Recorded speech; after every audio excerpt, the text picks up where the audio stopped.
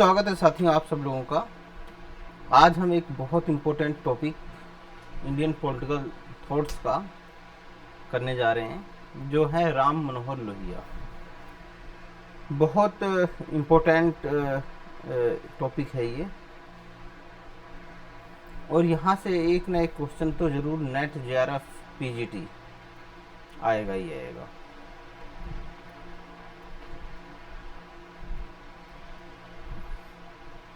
यहाँ से तो आएगा ही आएगा, कोई वो नहीं है। और जो बच्चे बीए और एमए कर रहे हैं पॉलिटिकल साइंस से, उनके लिए भी ये बहुत इम्पोर्टेंट है। तो राम मनोहर लोहिया को हम करेंगे 1910 से लेके 1967 तक का इनका कार्यकाल है। मतलब 57 साल की ही इनकी टोटल इनका कार्यकाल है, लेकिन बहुत इम्पोर्टेंट है। इस 57 साल में इन्होंने कई सारे विचार दिए, थ्योरी भी दी, तो उनको समझेंगे हम। आज़ादी से पहले भी और आज़ादी के बाद भी इन्होंने इनका समय रहा है। और ये सब स्टार्ट करने से पहले मैं वही बात कहना चाहूँगा, आप में से जो बच्चे net, set, JRF, PGT, TGT, BA, MA, pol science, है ना, इसकी तैयारी कर रहे हैं, है ना, तो आपके लिए ये लेक्चर बहुत इम्पोर्टेंट है। और आप मेरे चैनल को, प्रोफेसर की क्लास 85 को, इस वीडियो को तो लाइक कीजिए, शेयर कीजिए, और मेरे चैनल प्रोफेसर की क्लास 85 को सब्सक्राइब कीजिए, और बाकी अपने फ्रेंड्स तक भी इस चैनल को पहुंचाइए। यहाँ पे फ्री ऑफ कॉस्ट, है ना, फ्री ऑफ कॉस्ट क्या क्या मिलता है आपको? लेक्चर मिलते हैं, आपको नोट्स मिलते हैं, आपको PYQ मिलता है, MCQ मिलता है। ये सारी चीज़ें आपको फ्री ऑफ कॉस्ट मिलती हैं, कोई इसके चार्जेस नहीं है, ताकि आप लोगों की तैयारी और अच्छे से हो सके। और मैं आप लोगों को जितना पढ़ाता हूँ बहुत सफिशिएंट पढ़ाता हूँ, आपको कुछ और एक्स्ट्रा करने की ज़रूरत भी नहीं पड़ने वाली है। चलिए दोस्तों, शुरू करते हैं आज का टॉपिक। राम मनोहर लोहिया, ये अकबरपुर ज़िले से संबंधित हैं, ठीक है ना। कहाँ से? उत्तर प्रदेश के अकबरपुर, प्रदेश के अकबरपुर इनका जन्म हुआ था। और ये एक स्वतंत्रता सेनानी थे और एक समाजवादी विचारक थे, ठीक है ना। तो 1910 तो आप समझ सकते हैं, स्वतंत्रता संग्राम के समय में ये काफ़ी युवा थे। इन्होंने साल्ट एंड सत्याग्रह, मतलब नमक आंदोलन जो था, जो गांधी जी का आर्थिक, इन्होंने, इनका जो PhD का, आपसे ये पूछ सकता है, एक क्वेश्चन यहाँ बन रहा है कि राम मनोहर लोहिया की PhD या थीसिस का टॉपिक क्या था, है ना। तो ये था आपका साल्ट एंड सत्याग्रह, ठीक है ना। क्या? साल्ट एंड सत्याग्रह, ये इनका PhD का थीसिस था, ठीक है। जो क्या था कि गांधी का सामाजिक आर्थिक दर्शन है। क्या है? सामाजिक और आर्थिक दर्शन है। 1932 में PhD की। 1934 में लोहिया भारत लौटे और आचार्य नरेंद्र देव के नेतृत्व में बनी कांग्रेस सोशलिस्ट पार्टी से जुड़ गए, तथा इस दबाव समूह के समाचार पत्र कांग्रेस सोशलिस्ट के संपादक बने। 1942 में भारत छोड़ो आंदोलन में लोहिया ने भूमिगत रहकर कांग्रेस रेडियो का कार्य संभाला, जिसका नाम था आज़ाद हिंद रेडियो। क्या था? आज़ाद हिंद रेडियो। स्वतंत्रता के बाद लोहिया ने हिंद किसान पंचायत का गठन किया, जो किसके? किसानों की हितार्थ थी। पुर्तगालियों के विरोध में इन्होंने गोवा मुक्ति आंदोलन चलाया। 1948 में कांग्रेस के संविधान में परिवर्तन के बाद, है ना, जो कांग्रेस का था, संविधान था कांग्रेस पार्टी का अपना, ये उसकी बात कर रहा है। तो परिवर्तन के बाद कांग्रेस समाजवादी पार्टी से अलग हो समाजवादी पार्टी बन गई, ठीक है। कहते हैं समाजवादी पार्टी बन गई, तथा लोहिया इस सोशलिस्ट पार्टी से जुड़ गए, ठीक है ना। क्या हुआ कि भाई क्योंकि कांग्रेस खुद अपने आप में एक अम्ब्रेला पार्टी थी, इसके अंदर बहुत सारी पार्टियां घुसी हुई थी, बहुत सारे विचार संप्रदाय के लोग इसके अंदर रहा करते थे। तो उसी में से ये जो एक शाखा थी ये टूट के अलग होती है या अपने आप को अलग करती है। तो वो समाजवादी पार्टी बन गई और लोहिया इस सोशलिस्ट पार्टी से क्या थे, जुड़ गए थे।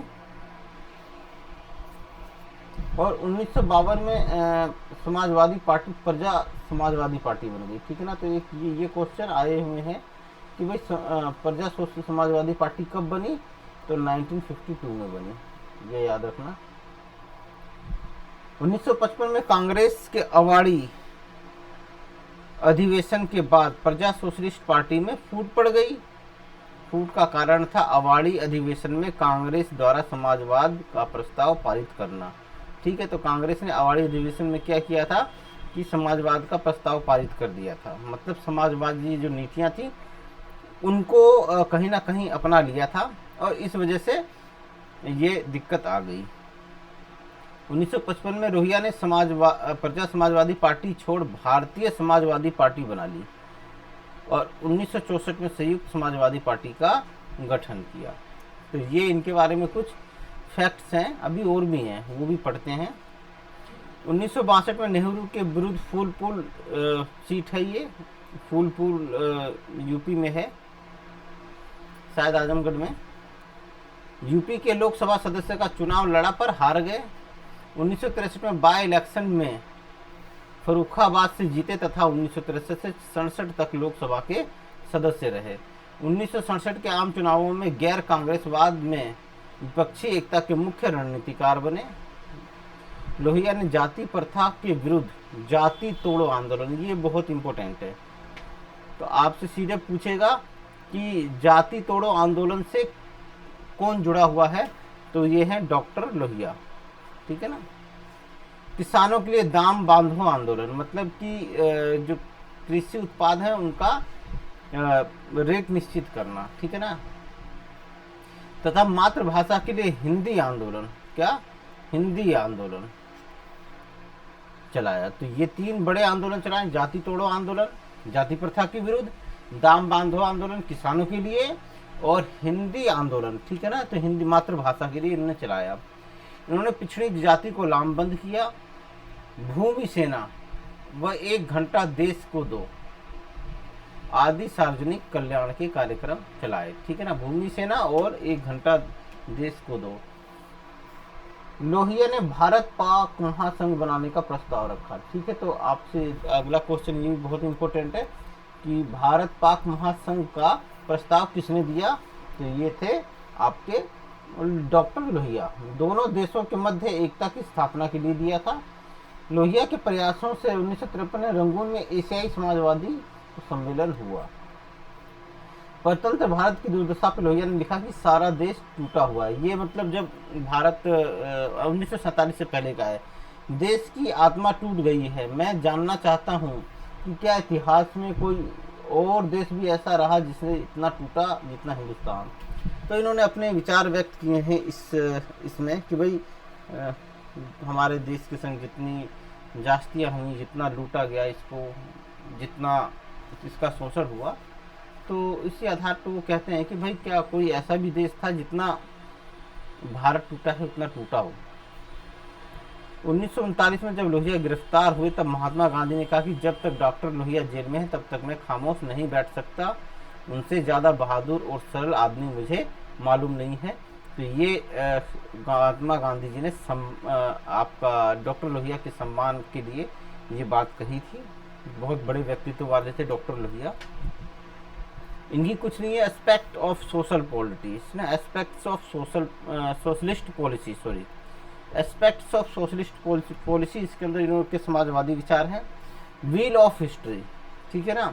तो ये वाली जो पुस्तक है ये बताता है कि भाई एक प्रकार से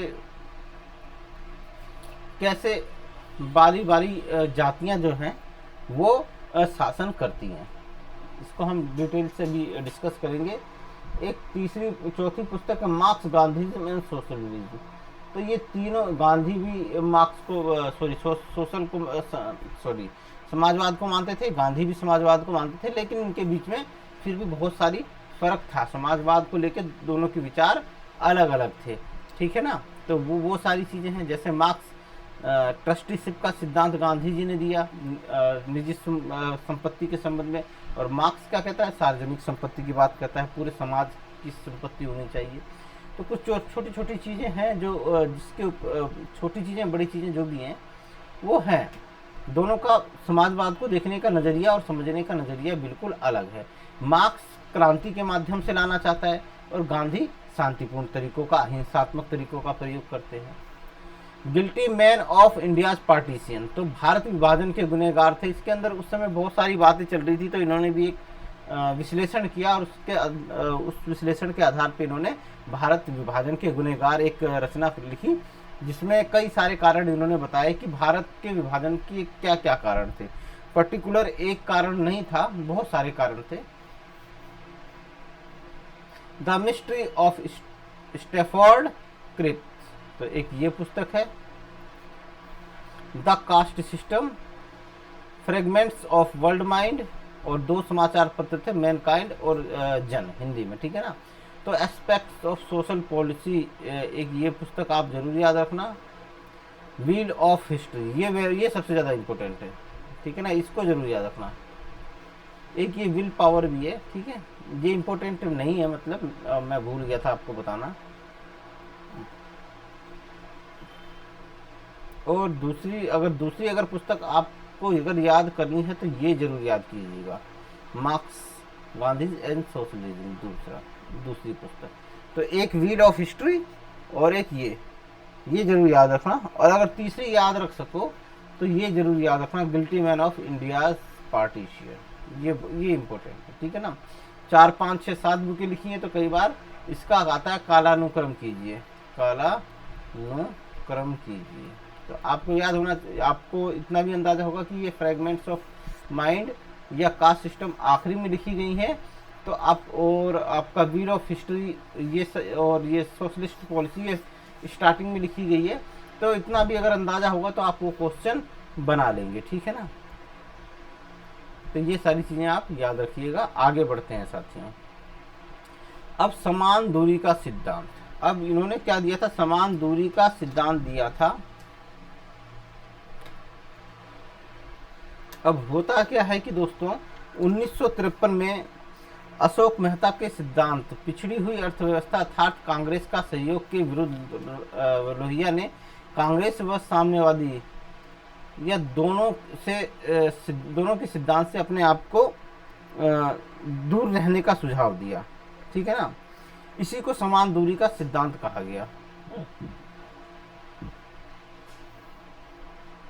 ठीक है ना। तो क्या कांग्रेस और साम्यवादियों से दोनों से निश्चित दूर रहना है, ठीक है ना, दूर रहना है, अर्थात इनके आसपास नहीं जाना है। और अशोक मेहता की अपनी जो थीसिस थी, पिछड़े हुए अर्थतंत्र की राजनीतिक बाध्यता है। अशोक मेहता, इनकी एक थीसिस थी, पिछड़े हुए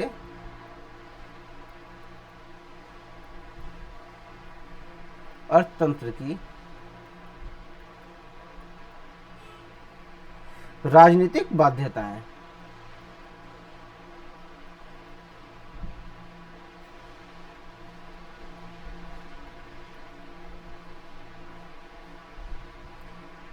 मैं कहा कि कांग्रेस की विचारधारा समाजवाद के निकट आ रही है। तो अशोक मेहता ने अपनी इस थीसिस में क्या कहा कि कांग्रेस की जो विचारधारा है वो किसके निकट आ गई है, समाजवाद के निकट आ गई है, समाजवाद के,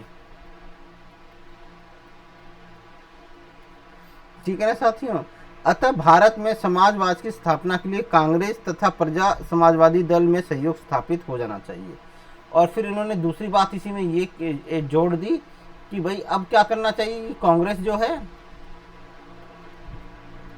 ठीक है, और दूसरी पार्टी जो है प्रजा समाजवादी दल।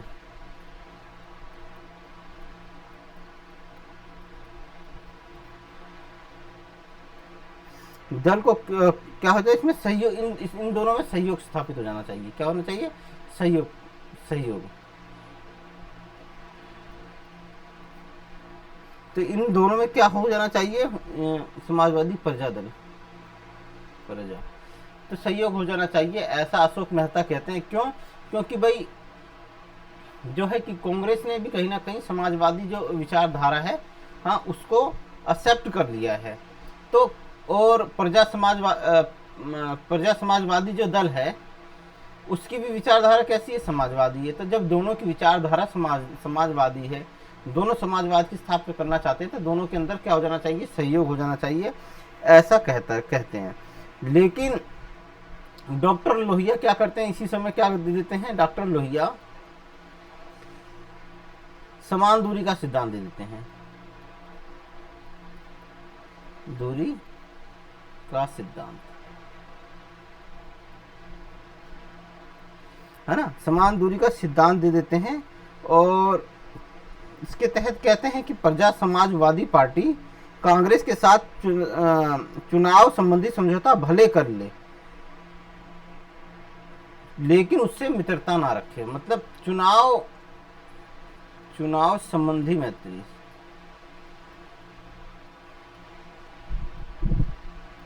मतलब चुनाव के दौरान सीटों के लाभ के लिए या इस तरह के फायदे के लिए बेशक मित्रता कर ले, लेकिन क्या ना रखे? अटल मैत्री ना रखे। अटल मैत्री मतलब घनिष्ठ मित्रता, हमेशा के लिए मित्रता, ये चीज ना रखे, ठीक है ना। और इन्होंने कहा पार्टी को कम्युनिस्ट पार्टी वह, और एक बात तो इन्होंने कह दी कि भाई आप चुनाव संबंधी मैत्री कर लो, लेकिन अटल मैत्री मत करो। और नंबर 2, कांग्रेस और कम्युनिस्ट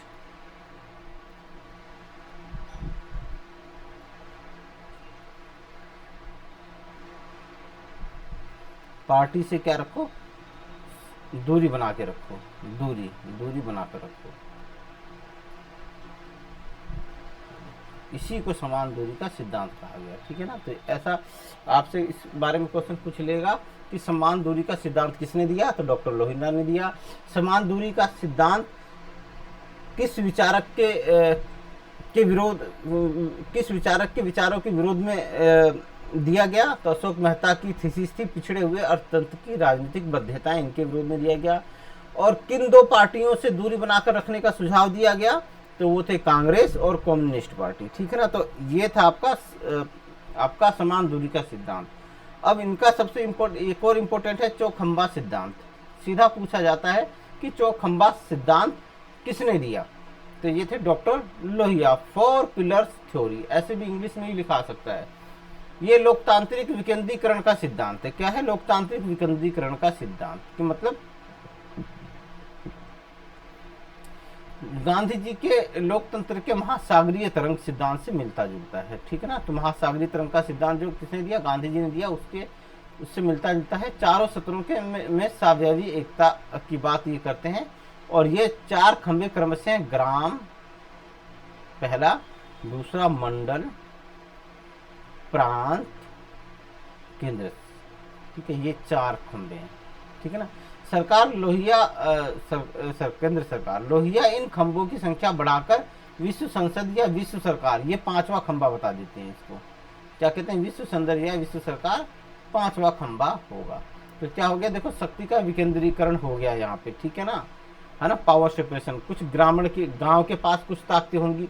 गांव जो कार्य नहीं कर पाएगा वो कार्य कौन करेगा? मंडल करेगा। जो कार्य मंडल नहीं कर पाएगा वो प्रांत करेंगे। जो कार्य प्रांत नहीं कर पाएगा वो केंद्र सरकार करेगी। और जो केंद्र सरकार नहीं मिलेगी वो विश्व संसद करेगी, ठीक है ना। अब लोहिया ने जिला स्तर पर कलेक्टर पद को समाप्त करने के लिए कहा, क्योंकि यह प्रशासनिक केंद्रीकरण का प्रतीक है। क्योंकि यहाँ पे देखो, पावर जो होता है ना, प्रशासनिक ताकत एकत्रित हो जाती है कलेक्टर के पावर, ठीक है ना। तो ये इसके पक्ष में नहीं थे। लोहिया की प्रसिद्ध कृति थी फ्रेगमेंट्स ऑफ वर्ल्ड माइंड, विश्व मानस की झलकियाँ, ठीक है ना। विश्व इतिहास की झलकियाँ किसकी है? वो है नेहरू जी की। और ये फ्रेगमेंट्स ऑफ वर्ल्ड माइंड किसकी है? ये है लोहिया की। मैं 1965 में चौखंबा राज्य की अवधारणा दी थी। तो आपको से ये क्वेश्चन पूछेगा, निम्नलिखित में से किस पुस्तक के अंतर्गत लोहिया ने अपना चौखंबा राज्य का सिद्धांत दिया? तो फ्रेगमेंट्स ऑफ वर्ल्ड माइंड, इसको आप याद रखना। अब कहता है चौखंबा राज्य में समुदाय द्वारा, समुदाय के लिए समुदाय का शासन स्थापित होता है। तो आपसे एक क्वेश्चन ये पूछ लेगा कि समुदाय द्वारा, समुदाय के लिए समुदाय का शासन, ये किसने कहा है? तो ये कहा है डॉक्टर लोहिया ने। और जो है आपका अब लोहिया ने सप्त क्रांति की बात की है, ठीक है ना। ये 7 क्रांतियां आर्थिक, सामाजिक न्याय और समाजवाद का क्या थी? आधार स्तंभ थी, ठीक है ना। तो ये 7 क्रांतियों की हम बात करेंगे, शायद अगले पेज पे हो। हाँ, अगले पेज पे ये। तो 1966 में कोटा पार्टी अधिवेशन में इन्होंने इस चीज़ की घोषणा की, स्त्री पुरुष समानता। मतलब इस क्रांति का तात्पर्य होता है कि बदलाव लाना, ठीक है ना। आप क्रांति किस लिए लाते हैं? आप बदलाव लाने के लिए लाते हैं, ठीक है, परिवर्तन के लिए। तो स्त्री पुरुष में समानता, क्योंकि स्त्रियों को दोयम दर्जे का समझा जाता था, उनको पुरुष से कम आंका जाता था, पुरुष के बराबर उनको नहीं समझा जाता था। तो इन्होंने स्त्री पुरुष की समानता के लिए एक क्रांति जो है स्त्री पुरुष समानता की बात की। रंग भेद व जाति भेदभाव का, प्रजाति भेदभाव का विरोध। इन्होंने जो रंग भेद, गोरे काले हैं, या फिर जाति के हिसाब से जो भेदभाव है, आपके चार वर्णों की बात की गई है। और उसमें जो सबसे नीचे वाला है आपका शूद्र, उन जाति के लोगों के संग जो भेदभाव किया जाता है, उसका विरोध किया है। जाति प्रथा के उन्मूलन की बात कही है। विदेशी गुलाम के विरुद्ध स्वतंत्रता और विश्व लोक राज्य के लिए क्रांति। तो इन्होंने इसके अंदर क्या क्या ऐसे गुलाम, भाई जो युद्ध के दौरान या किसी अन्य कारण से गुलाम बना लिए जाते हैं, उनकी स्वतंत्रता की बात की है इन्होंने। और ऐसा विश्व की कल्पना की है जो एक राज्य की तरह हो।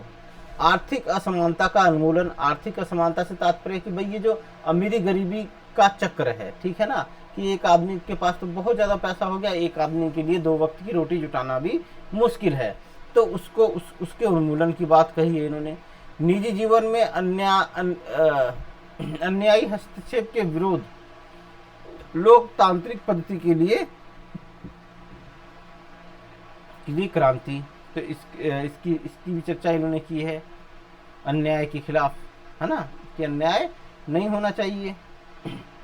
सत्याग्रह में विश्वास और हथियारों का निशस्त्रीकरण, ठीक है ना, कि ऐसे हथियारों का निशस्त्रीकरण का इन्होंने समर्थन किया है। तो इस तरह 7 तरह की क्रांतियों की बात इन्होंने की है। अब हम इनका करेंगे इतिहास चक्र का सिद्धांत। जी हाँ, इतिहास चक्र का सिद्धांत ये किस पुस्तक में दिया गया है? आपका इनकी पुस्तक ही है व्हील ऑफ हिस्ट्री 1955, ठीक है। बहुत इंपॉर्टेंट है, सीधा क्वेश्चन पूछा जाएगा कि व्हील ऑफ हिस्ट्री किसकी पुस्तक है, या इतिहास चक्र का सिद्धांत किसने दिया, या वर्ग एवं वर्ण परिवर्तन का सिद्धांत किसने दिया? तो ये थे मिस्टर डॉक्टर राम मनोहर लोहिया। अरस्तु, अब ये क्या है कि अरस्तु का संविधानों का जो है ना सिद्धांत है ना, उसी के समान है, उसी के आसपास मिलता जुलता है, ठीक है ना। अरस्तु कहता है ना कि भाई कहता है पहले राजतंत्र आता है, ठीक है, राजतंत्र के बाद फिर राजतंत्र विकृत हो जाता है तो निरंकुश तंत्र आता है। निरंकुश तंत्र के बाद फिर क्या आता है कि आपका कुछ लोगों की सरकार आती है, कुलीन तंत्र, फिर वो अभिजात तंत्र। जब वो बिगड़ जाता है फिर उसके बाद कुछ लोगों का भ्रष्ट शासन हो जाता है, फिर उसके बाद लोकतंत्र आता है, फिर लोकतंत्र विकृत हो जाता है, फिर उसके बाद फिर दोबारा से क्या होता है कि आपका या राजतंत्र आ जाता है। तो एक चक्र में ये सारी चीज़ें चलती रहती है। तो उसी से ही प्रेरित होकर इन्होंने क्या दिया है? इतिहास चक्र का सिद्धांत दिया है, जिसमें एक जाति है, दूसरी जाति आती है आपका सत्ता में। लोहिया के अनुसार इतिहास एक सीधी रेखा में आगे नहीं बढ़ता, ठीक है ना। ये जैसा कि मार्क्स और हेगल कहते हैं इतिहास क्या है कि एक सीधी रेखा में आगे बढ़ता है, ठीक है ना, ऐसे करके सीधी रेखा में आगे बढ़ता है। ये ऐसे नहीं बढ़ता है बल्कि एक चक्र में बढ़ता है, ठीक है ना, वृत्ताकार चक्र में बढ़ता है जिसमें बारी बारी सबका नंबर आता रहता है और इसमें देश उभरते रहते हैं, गिरते रहते हैं, ठीक है ना, मतलब कभी देश उत्थान करेगा, कभी डाउन जाएगा, कभी ऊपर होगा, ठीक है, तो ऐसा चलता रहता है। लोहिया ने हेगल व मार्क्स के विपरीत द्वंद्वात्मक पद्धति की अलग व्याख्या की है। लोहिया के अनुसार जाति वर्ग ऐतिहासिक गति विज्ञान की दो प्रमुख शक्तियां हैं, ठीक है ना, मतलब कि जाति जो है ना, जाति और जो वर्ग है ना, ये कहीं ना कहीं इतिहास को गति देते हैं, ठीक है ना। इन दोनों के मध्य लगातार द्वंद्व खींचातान चलती रहती है, मतलब जाति और वर्ग के बीच में क्या होता रहेगा कि द्वंद्व चलता रहेगा। वह इनके टकराव से इतिहास क्या करेगा, आगे बढ़ता रहेगा। भारत में दास्ता का एक लंबा दौर वह नहीं बल्कि जाति प्रथा का परिणाम है, ठीक है ना। तो एक लंबा दौर जो दास्ता का रहा है उसका कारण क्या है, जाति प्रथा रही है, बिल्कुल सही बात है।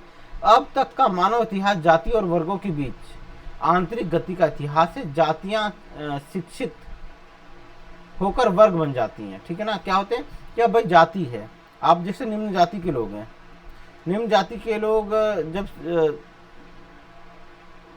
शिक्षित होंगे, ठीक है ना, शिक्षित होंगे तो इनके पास पैसा आ जाएगा ढेर सारा, ठीक है ना, पैसा आ जाएगा, ये अमीर हो जाएंगे, हो गए अमीर हो जाए तो ये क्या हो जाएंगे, ये वर्ग में बदल गए, जैसा कि कार्ल मार्क्स कहता है, ठीक है ना। दो वर्ग की व्याख्या करता है, पूंजीपति वर्ग, एक आपका मजदूर वर्ग। तो अमीर बनते ही ये पूंजीपति वर्ग में बन गए, हो गया ना, तो क्या हो गया, वर्ग में संगठित हो गए, ठीक है, और ये वर्ग संगठित होकर जाति का रूप धारण कर लेती है, ठीक है। तो अब जब इसके बाद फिर क्या होता है कि जब वर्ग जो होते हैं, जब ये ज्यादा संगठित होते हैं तो ये क्या कर लेते हैं, ये जाति का रूप धारण कर लेते हैं। अब इसके संबंध में ये कुछ बातें भी कहते हैं, ठीक है ना। ये कहते हैं कि अब तक का मानव इतिहास, हाँ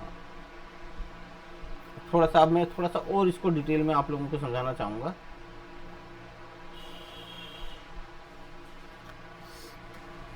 अब ये कहते हैं कि अब तक का इतिहास मानव जाति और वर्गों के बीच आंतरिक गति का इतिहास रहा है। जातियां गतिशील होकर वर्ग बन जाती हैं, ठीक है ना, ये गतिशील था, सॉरी शिक्षित नहीं, गतिशील। गतिशील मतलब जो आगे बढ़ती हैं, ये तो क्या होती हैं, वर्ग बन जाती हैं। जब ये आगे बढ़ती हैं तो वर्ग बन जाती हैं तथा वर्ग संगठित होकर जाति का रूप धारण कर लेते हैं। जातियां क्या होती हैं भाई, जाति जो होती है ना, ये बंद होती है। आपको कि ये बंद कैसे होती है कि भाई एक जाति के लोग को दूसरे जाति में जाने का अवसर नहीं होता है, ठीक है ना। अगर कोई ब्राह्मण है तो क्या वो लुहार की जाति में जाएगा, नहीं जाएगा, उसके लिए बिल्कुल मना है। और लुहार का अगर कोई जाति का है तो क्या वो ब्राह्मण वाले उसको एक्सेप्ट करेंगे, नहीं करेंगे। इसलिए ये जातियां बंद होती हैं, किसी का प्रवेश या किसी का बाहर जाना इसमें होता ही नहीं है। तो इसलिए क्या होती हैं, ये जातियां बंद होती हैं, गतिहीन होती हैं, ये गति भी नहीं करती हैं, ठीक है ना। क्यों, क्योंकि जो आज लोहार है, ठीक है ना, जो लोहार है वो मरते दम तक लोहार रहेगा, ठीक है ना, मरते दम तक लोहार रहता है ना। इसमें कोई गतिशीलता नहीं होती है, गतिहीन होता है, ये गतिहीन होता है, कोई गति नहीं करता है और ये रूढ़िवादी होता है। पुरानी जो परंपरा है, जो मान्यता है कि भाई हमें क्या बोलते हैं, ऊपर वाले ईश्वर ने ही हमें ऐसा बनाया है, हमें निम्न जाति का बनाया है, हम शोषित होने के लिए पैदा हुए हैं, हम मंदिर में नहीं जा सकते, हम पढ़ नहीं जा सकते, ऐसी गति रूढ़िवादिता के साथ ये रहते हैं, ठीक है ना। और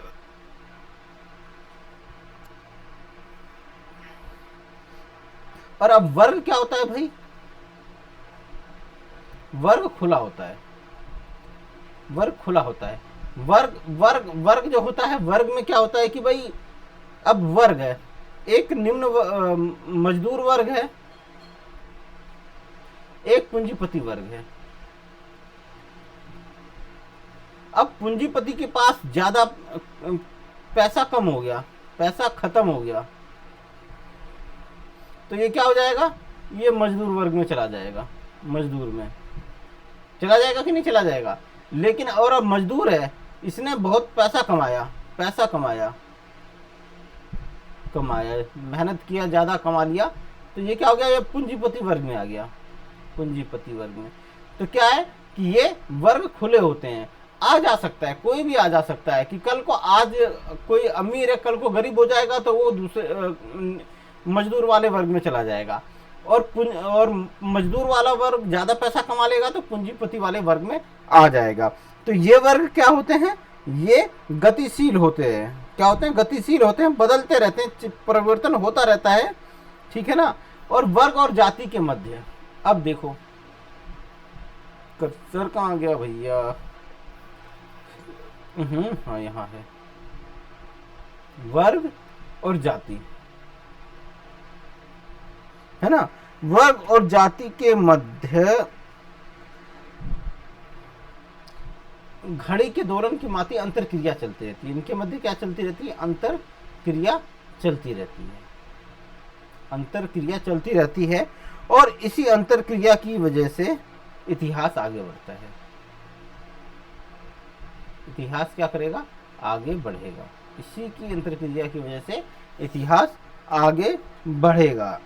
उदाहरण के लिए भाई, यूरोप में अमीर वर्ग की बजाय सर्वहारा वर्ग का उदय हुआ, वहीं भारत में ब्राह्मण व क्षत्रियों की बजाय अन्य पिछड़े वर्गों और दलितों का, जातियों का उभार हुआ, ठीक है ना। तो ये क्या हो गया कि भाई यूरोप में तो क्या हुआ कि सर्वहारा वर्ग का उदय हुआ, वैसे ही भारत में क्या हुआ कि ब्राह्मण और क्षत्रियों की बजाय किसका हुआ, पिछड़े वर्गों और दलितों जातियों का उभार हो गया, ठीक है ना। क्यों, क्योंकि ये एकत्रित हुए, ठीक है ना, एकत्रित हुए। और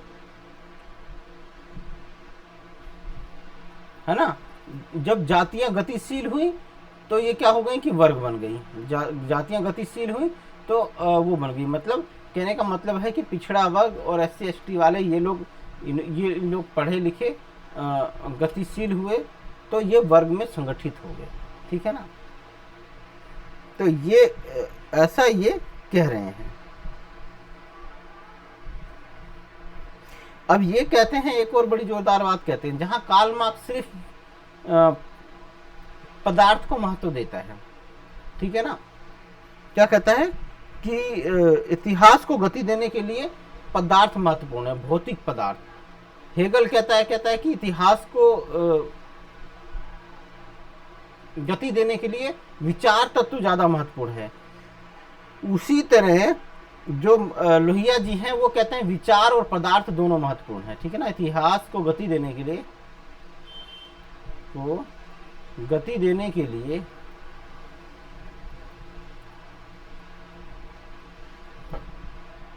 विचार और पदार्थ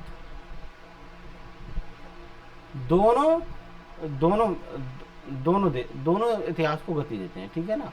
तो ऐसा राम मनोहर लोहिया कहते हैं, ठीक है ना। विचार और पदार्थ दोनों का समान महत्व है।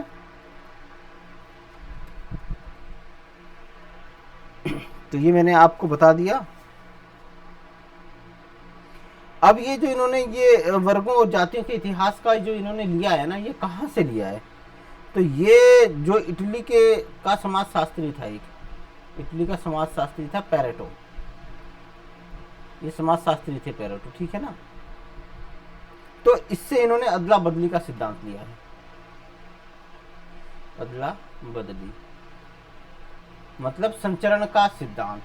तो पेरेटो जो थे वो क्या कहते कि भाई जो सत्ता में अभिजन वर्ग ही रहता है, ठीक है ना, आम जनता को ये लोग दूर रखते हैं, ठीक है। तो एक अभिजन जब सत्ता में होगा तो दूसरा वाला विपक्ष में होगा, और सत्ता इन्हीं के बीच में चक्रीय रूप से घूमती रहती है, और आम जनता को सत्ता से दूर रखा जाता है।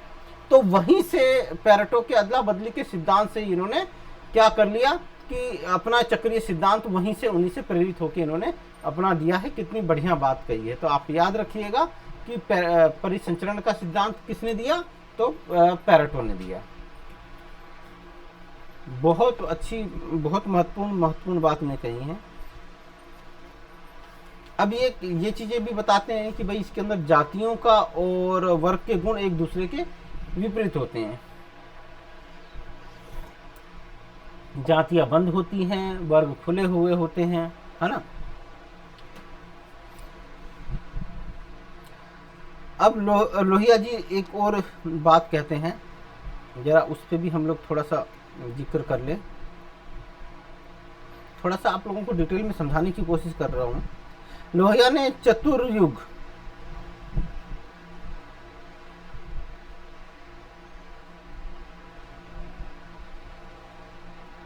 कौन कौन से सतयुग, पहला, फिर त्रेता,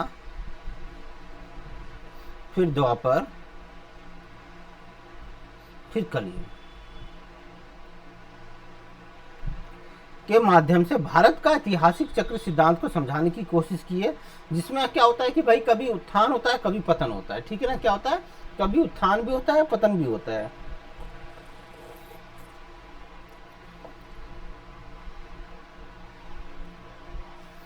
ठीक है ना। तो ये इन्होंने बताया है कि भाई कैसे सतयुग, त्रेता युग, द्वापर युग में किस किस तरह से उत्थान होता है, किस तरह से पतन होता है। ऐसी बात इन्होंने उसके दौरान की है।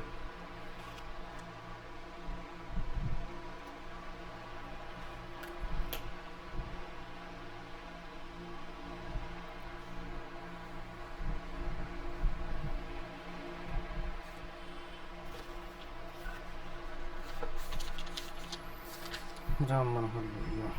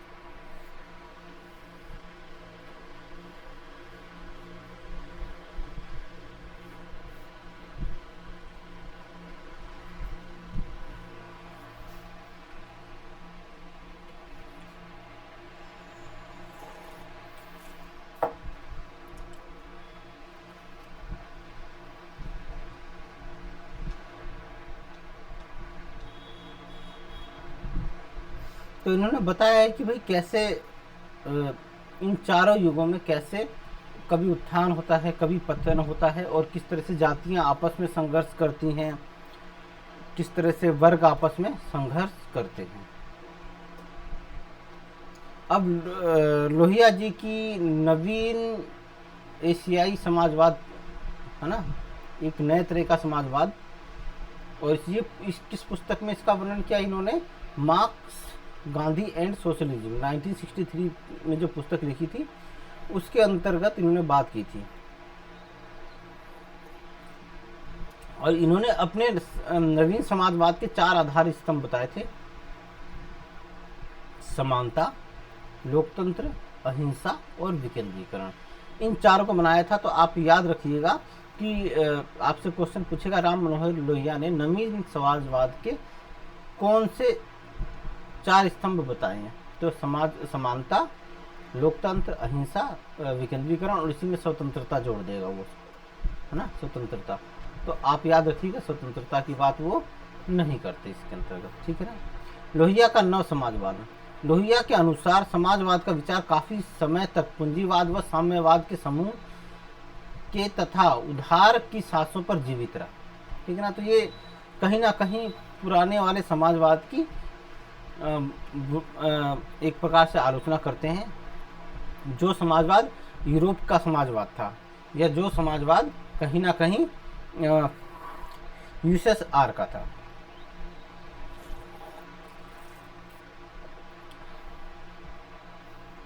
अभी कहते हैं यूरोपीय समाजवाद में लोकाचार एवं उत्साह का अभाव है, परिणाम स्वरूप वहाँ चिंतन नष्ट हो गया है। गांधी से भेद। अब गांधी से समाजवाद पे कुछ भेद है। लोहिया के अनुसार गांधी की आत्मनिर्भर ग्राम की अवधारणा, ग्रामीण गणतंत्र, चरखा व ट्रस्टीशिप का सिद्धांत बेहद कल्पनाशील है। तो कहीं ना कहीं आप सोचो कि भाई आप ऐसे ग्रामों का निर्माण कर दो बिल्कुल आत्मनिर्भर हों, बहुत मुश्किल है। ग्रामीण गणतंत्र मुश्किल है। चरखा व ट्रस्टीशिप का सिद्धांत कि मतलब आप चरखा काट कर ही आत्मनिर्भर हो जाएं, अपने गांव को या अपने देश को आत्मनिर्भर कर दें, या अपनी सभी आवश्यकताएं पूरी कर लें।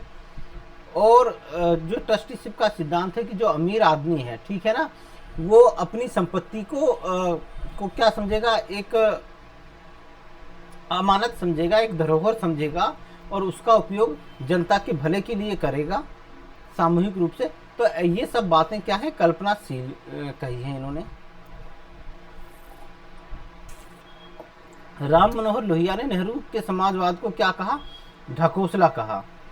उन्हीं के शब्दों में एशिया का उदारवादी ने एक ढोंगी और केवल एक शब्द जाल वाला व्यक्ति है जिसमें यथार्थ का अभाव है। मतलब जो यथार्थ का अभाव है, वास्तविकता का, वह भाषण में समाजवाद कर्म में अनुदारवादी है, ठीक है ना। तो ऐसा इन्होंने कहा। और 1959 में नव समाजवाद के 6 तत्व बताए कि आय की समानता होनी चाहिए। तो ये बात याद रखना। वयस्क मताधिकार पर आधारित विश्व संसद।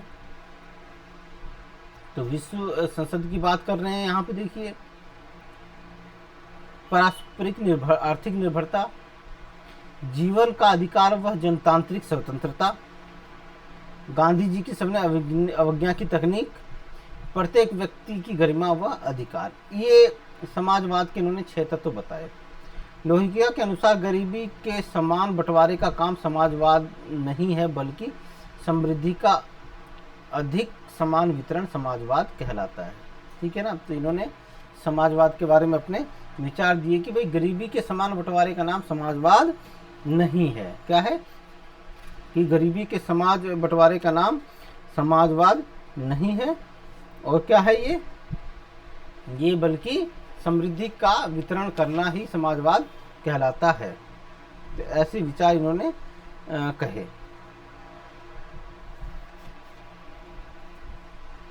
स्थायी नागरिक व अवज्ञा का सिद्धांत, ठीक है। तो एक बार ये हम कर लेते हैं, स्थायी नागरिक अथवा स्थायी नागरिक अवज्ञा का सिद्धांत। अब ये जो थे ना, ये लियोन ट्रॉट्स्की के स्थायी क्रांति के सिद्धांत से प्रभावित थे, ठीक है ना।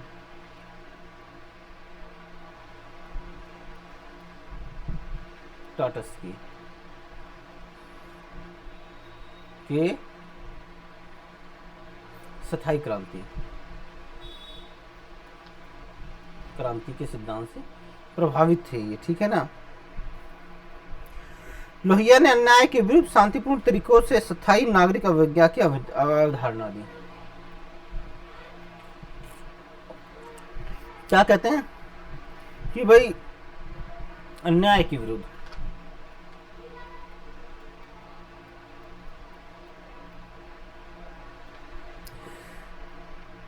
शांतिपूर्ण तरीके से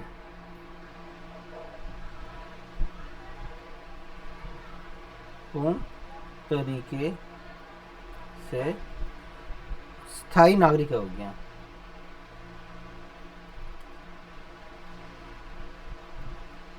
हो गया, इसकी बात ये करते हैं, जिसके तहत प्रत्यक्ष कार्रवाई की तरह हड़ताल, धरने, प्रदर्शन, असहयोग आंदोलन, जेल भरो आंदोलन किया जाता है। कि आप हड़ताल करेंगे, आप धरना देंगे, आप असहयोग आंदोलन चलाएंगे, मतलब सरकारी कार्यों में सहयोग नहीं करेंगे, अपनी स्वेच्छा से गिरफ्तारी देंगे और जेल भरेंगे। तो ऐसी बात इन्होंने कही है। लोहिया के अनुसार सामाजिक क्रांति के 3 मूल तत्व हैं: कारावास, कुदाल व मतदान। कुदाल अर्थात फावड़ा, जो कर्मशीलता का परिचय देता है। मतदान जनतंत्र का देता है। और कारावास जो है बुराई के विरोध में सीधे उसका विरोध करता है और अपनी गिरफ्तारी देता है। तो ये स्थायी नागरिक अवज्ञा का सिद्धांत है। यहाँ से क्वेश्चन आने वाला नहीं है, वो महात्मा गांधी जी का आता है, सविनय अवज्ञा। तत्कालिकता का सिद्धांत, अब ये युवाओं में बहुत लोकप्रिय था। लोहिया ने रचनात्मक आतंकवाद व उग्रता निर्माण की दृढ़ता से वकालत की। इस संदर्भ में इनका प्रसिद्ध कथन है कि जिंदा कौमें 5 साल का इंतजार नहीं करती। कि मतलब अगर आपको किसी कानून का या किसी नीति का या कोई परिवर्तन करना है तो आप तत्काल करो, 5 साल का इंतजार नहीं करना, 5 वर्ष का इंतजार नहीं करना चाहिए, ठीक है ना। और इसी संदर्भ में इनका प्रसिद्ध कथन क्या है कि जिंदा कौमें, जो लोग जिंदा है, जिनके अंदर चेतना है, समझते हैं, विचार करते हैं, तर्क करते हैं, जिंदा कौमें 5 साल का इंतजार नहीं करती। साल का इंतजार नहीं करती, ऐसा कहा है, ठीक है ना। तो ये कोटेशन किसकी है? ये डॉक्टर राम मनोहर लोहिया की है, ठीक है।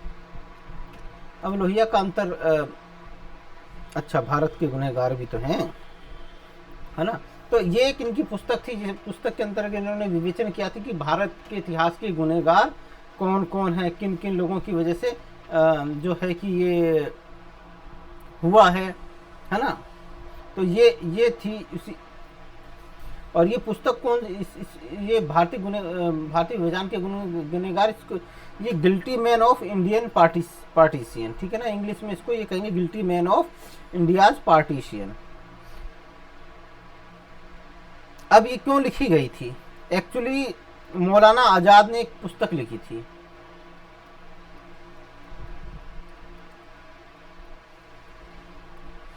जिसका नाम था इंडिया विंस फ्रीडम।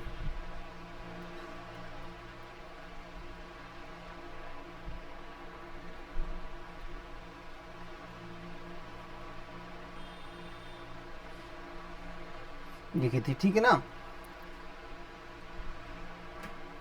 और इस पुस्तक के अंदर जो है मौलाना आजाद ने भारत विभाजन के लिए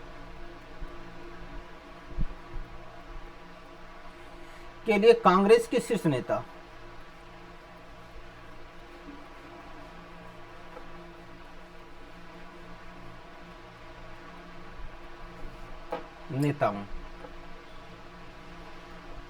विशेषकर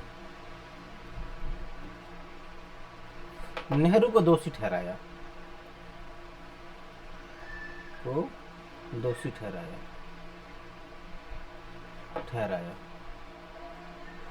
तो इसी के विरोध में इन्होंने भारत विभाजन के गुनहगार लिखी, राम मनोहर लोहिया, ठीक है ना। मौलाना आजाद की पुस्तक इंडिया विंस फ्रीडम के अगेंस्ट लिखी गई पुस्तक थी। और इसके अंतर्गत इन्होंने बहुत सारी चीज़ों का विवेचन किया, ठीक है ना।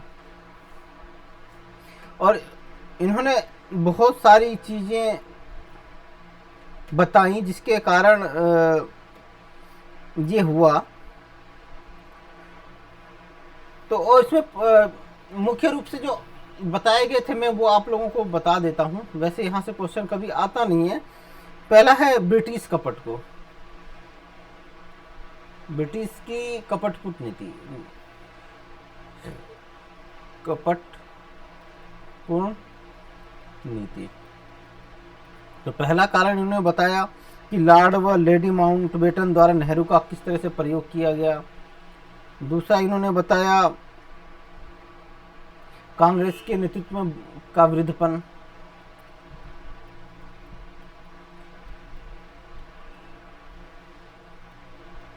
वृद्धपन मतलब कांग्रेस की सोच कहीं ना कहीं स्थिर हो गई थी, पुरातन हो गई थी, उसमें कुछ नयापन नहीं आ रहा था। तीसरा इन्होंने हिंदू मुस्लिम दंगे।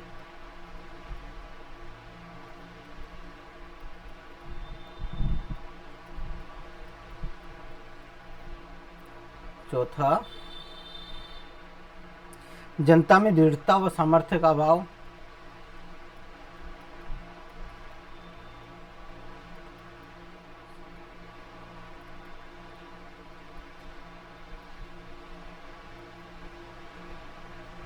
तो ये तो जनता में दृढ़ता और सामर्थ्य आज का अभाव आज भी है। आज भी हिंदू मुस्लिम आपस में मरने कटने के लिए तैयार होते हैं, बस एक खबर आ जाए, वो नहीं चेक करेंगे कि खबर सच्ची है झूठी है, नई है पुरानी है, क्यों कही गई है, क्यों ऐसा हुआ है, कोई लेना देना नहीं है। ठीक है ना, कोई लेना देना नहीं है।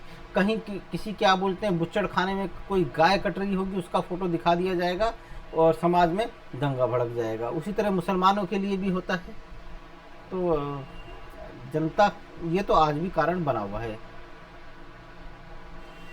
गांधी की अहिंसा की नीति, ये गलत है। गांधी की अहिंसा की नीति नहीं, गांधी तो की अहिंसा की नीति बाप हिंसा करके कर क्या लेते? अंग्रेज से लात जूते लाठियां खाते, फांसी पे चढ़ते, मरते। तो गांधी जी को इन्होंने कहा, लेकिन कहीं ना कहीं ये गलत है। छठा है मुस्लिम लीग व जिन्ना। हाँ, ये बहुत है। ये मुस्लिम लीग जो था, मुस्लिम लीग, वो जो था अकेला नेता था जिन्ना। उसने अकेले ही पूरे कांग्रेस के नेता एक तरफ, जिन्ना एक तरफ, और पाकिस्तान बना के लेके चला गया। क्या होगा, अकेला बंदा पाकिस्तान बना के लेके चला गया और ये लोग कुछ नहीं कर पाए। तो ये बहुत बड़ा कारण, ये मुझे जो लगता है मुस्लिम लीग और जिन्ना। भाई सातवां था ये हिंदूवादी तत्वों का अहंकार था।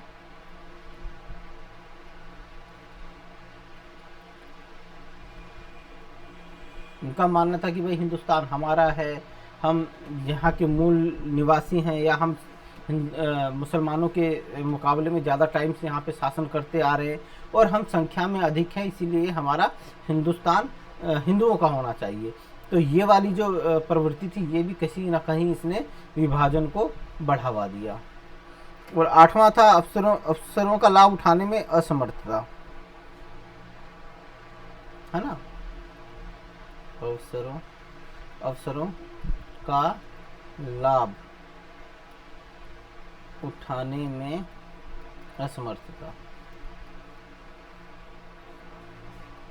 एक्चुअली जब आज़ादी सबको लगने लगा कि भाई आज़ादी तो मिलनी थी, आज नहीं तो कल, लेकिन ये जो शीर्ष के नेता थे, नेहरू, पटेल, मौलाना आज़ाद, ये सब इतनी जल्दबाजी में थे कि छोटे कुछ अवसर थे इनके पास कि ये विभाजन को रोक सकते थे, लेकिन इन्होंने नहीं ये रोका। ये बस ये चाहते थे कि फटाफट भारत आज़ाद हो जाए, हम एक नया राष्ट्र का निर्माण करें जिसमें हमारी अपनी सरकार हो, हम जिसके नेता हम हो। तो वो चीज़ें थी। अगर थोड़ा सा और इसके ऊपर इन्होंने ध्यान दिया होता, उन अवसरों को पहचाना होता, तो शायद फिर कुछ और नक्शा हो सकता था। तो ये सारे कारण थे जो मैंने आपको बताने की कोशिश की। तो उम्मीद है कि आप लोगों को पसंद आया होगा आज का लेक्चर, और अगर आप लोगों को वाकई में पसंद आया है तो भैया लाइक कीजिए, शेयर कीजिए और चैनल को सब्सक्राइब करना ना भूलें। अभी के लिए इतना ही। जय हिंद। मिलेंगे फिर एक नए लेक्चर के साथ। जय हिंद।